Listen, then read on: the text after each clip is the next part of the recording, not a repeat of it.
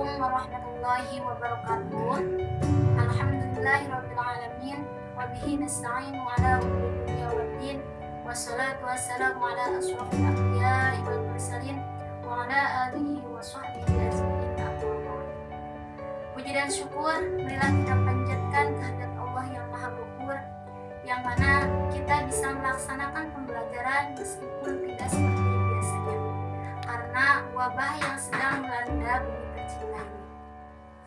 Sebelumnya, saya akan memperkenalkan diri terlebih dahulu. Saya Sofa Lailatul Mukarramah dengan NPM 182151145. Di sini saya akan menjelaskan materi mengenai hakikat pembelajaran matematika yang ditinjau dari filsafat ilmu. Materi ini untuk memenuhi salah satu tugas perencanaan pembelajaran matematika atau yang sering dikenal dengan PPM yang diampu oleh dosen mata kuliah Bapak Dedi Nurjamil. Untuk itu langsung saja ke pembahasannya. Nah, di sini materi yang saya akan jelaskan yaitu mengenai hakikat pembelajaran matematika yang ditinjau dari filsafat ilmu. Nah, di sini terdapat hakikat pembelajaran matematika yang ditinjau dari filsafat ilmu.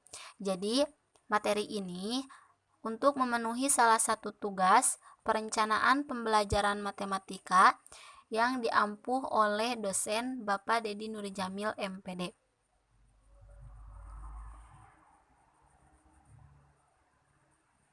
Nah, sebelumnya perkenalkan saya Sofa Lailatul Mukarramah dengan NPM 182151145. Nah, dari materi hakikat pembelajaran matematika yang ditinjau dari filsafat ilmu, terdapat beberapa submateri yang akan saya jelaskan. Yang pertama yaitu definisi dari filsafat ilmu, yang kedua yaitu hakikat matematika dan pembelajaran matematika, yang ketiga yaitu hakikat pembelajaran secara ontologi, yang keempat hakikat pembelajaran secara epistemologi, dan yang kelima yaitu hakikat pembelajaran secara aksiologi. Baik, untuk yang pertama yaitu dari submateri hakikat pembelajaran matematika yang ditinjau dari filsafat ilmu. Di sini terdapat definisi dari filsafat ilmu, yang kedua yaitu hakikat dari matematika, dan yang ketiga yaitu dari pembelajaran matematika. Nah, baik, untuk selanjutnya dari hakikat pembelajaran matematika yang ditinjau dari filsafat ilmu, sebelum saya menjelaskan ke filsafat ilmunya gitu, pembelajaran matematika yang ke filsafat ilmunya, saya akan menjelaskan terlebih dahulu yaitu apa filsafat ilmu itu. Nah, filsafat ilmu ini berasal dari kata filsafat dan ilmu. Nah, filsafat sendiri berasal dari bahasa Yunani, yaitu kata philo yang berarti cinta, dan kata sophia yang berarti bijaksana. Nah, atau juga bisa disebut sebagai ilmu yang mencintai kebijaksanaan atau kebenaran. Nah, sedangkan ilmu merupakan pengetahuan yang disusun secara sistematis berdasarkan studi, pengamatan, percobaan yang dikaji untuk menentukan hakikat dan prinsip. Nah, menurut Komi bahwa filsafat ilmu ini merupakan ilmu yang mempelajari tentang pengetahuan yang kedudukannya di atas ilmu yang lain. Nah, jadi dapat disimpulkan bahwa filsafat ilmu ini merupakan ilmu yang berisi pemikiran yang relatif terhadap persoalan yang berkaitan dengan landasan juga hubungan dari segala aspek kehidupan manusia, seperti itu. Nah, baik, untuk selanjutnya yang kedua yaitu definisi dari hakikat matematika. Nah, apa itu hakikat matematika? Nah, kata matematika ini berasal dari kata Latin yaitu matematika, yang mulainya diambil dari perkataan Yunani yaitu mathematike, yang berarti mempelajari. Nah, perkataan itu mempunyai asal kata matema, yang berarti pengetahuan atau ilmu, atau yang sering kita kenal dengan knowledge ya. Nah, kata matematika ini berhubungan pula dengan kata lainnya yang hampir sama yaitu matein atau matehenin, yang artinya belajar atau berpikir. Nah, jadi berdasarkan asal katanya yang tadi ya, Maka perkataan matematika ini berarti ilmu pengetahuan yang didapat dengan cara berpikir atau bernalar. Seperti itu. Nah, matematika ini lebih menekankan kegiatan dalam dunia rasio ya atau penalaran. Bukan menekankan dari hasil eksperimen atau observasi. Nah, matematika ini terbentuk karena pemikiran-pikiran atau pikiran-pikiran manusia ya seperti itu, yang berhubungan dengan ide, proses, penalaran dan sebagainya. Nah, ini tuh pendapat menurut Ruspendi seperti itu. Jadi dapat kita simpulkan bahwa matematika ini sebuah sistem pengetahuan tentang pola, sifat, dan konsep struktur yang saling berhubungan atau mendefinisikan kebenaran secara cermat, jelas, dan akurat. Itu definisi dari hakikat matematika. Nah, yang ketiga yaitu pembelajaran matematika. Nah, pembelajaran matematika ini terdapat beberapa pendapat ya. Menurut yang pertama menurut Mohestio. Nah, bahwa pembelajaran matematika ini adalah proses pembelajaran pengalaman belajar kepada peserta didik melalui serangkaian kegiatan yang terencana sehingga peserta didik memperoleh kompetensi tentang bahan matematika yang dipelajari seperti itu. Nah, baik, untuk selanjutnya yaitu hakikat pembelajaran matematika yang secara ontologi. Di sini terdapat beberapa pendapat ya. Yang pertama yaitu menurut Herman Hudoyo, yang kedua menurut Herman Suherman, dan yang ketiga menurut Cobb. Nah, yang pertama yaitu menurut Herman Hudoyo mengemukakan bahwa pembelajaran matematika ini adalah belajar tentang konsep dan struktur matematika yang terdapat dalam materi yang dipelajari serta mencari hubungan antara konsep dan struktur matematika di dalamnya. Seperti itu. Yang kedua yaitu menurut Herman Suherman. Nah, Herman Suherman ini mengemukakan bahwa dalam pembelajaran matematika ini para siswa dibiasakan untuk memperoleh pemahaman melalui pengalaman tentang sifat-sifat yang dimiliki dan yang tidak dimiliki dari sekumpulan objek seperti itu. Nah, sedangkan menurut Cobb ini bahwa pembelajaran matematika ini sebagai proses pembelajaran yang melibatkan siswa secara aktif mengkonstruksikan pengetahuan matematika. Nah, seperti itu. Nah, dari beberapa pendapat di atas tadi dijelaskan ya bahwa hakikat pembelajaran matematika ini kesimpulannya merupakan proses yang sengaja dirancang dengan tujuan untuk menciptakan suasana lingkungan yang memungkinkan seseorang atau si pelajar tersebut ya untuk melaksanakan kegiatan belajar matematika. Nah, dan pembelajaran matematika ini harus memberikan peluang kepada siswa untuk berusaha mencari pengalaman tentang matematika seperti itu. Nah, serta pembelajaran matematika ini merupakan usaha untuk memahami segala pola, sifat, dan konsep dari setiap kebenaran yang ada seperti itu. Nah, baik, untuk selanjutnya yaitu hakikat pembelajaran secara epistemologi. Nah, dalam pembelajaran matematika ini perlu diketahui ciri-ciri khususnya. Nah, menurut Sujadi, merangkum pengertian matematika secara umum ini dilihat dari ciri-ciri khusus yang dimiliki. Jadi, Sujadi ini merangkum pengertian matematika atau membuat pengertian matematika ini melihat ciri-ciri khusus yang dimilikinya seperti itu. Nah, yang pertama yaitu cirinya itu bertumpu pada kesepakatan. Nah, kesepakatan yang amat mendasar adalah aksioma dan konsep primitif. Seperti itu. Yang kedua yaitu berpola pikir deduktif. Nah, yang ketiga yaitu memiliki simbol yang kosong dari arti. Yang keempat, konsisten dalam sistemnya. Yang kelima yaitu memperhatikan semesta pembicaraan. Yang keenam, memiliki objek abstrak yang terdiri dari fakta, konsep, operasi atau relasi, dan prinsip. Gitu. Baik, untuk selanjutnya yaitu karakteristik pembelajaran matematika. Nah, karakteristik pembelajaran matematika ini memiliki ciri-ciri khususnya gitu. Nah, yang berbeda dari pembelajaran lainnya. Jadi menurut Suherman, karakteristik pembelajaran matematika di sekolah ini terdapat 3 ya. Yang pertama yaitu pembelajaran matematika secara langsung atau bertahap, matematika langsung.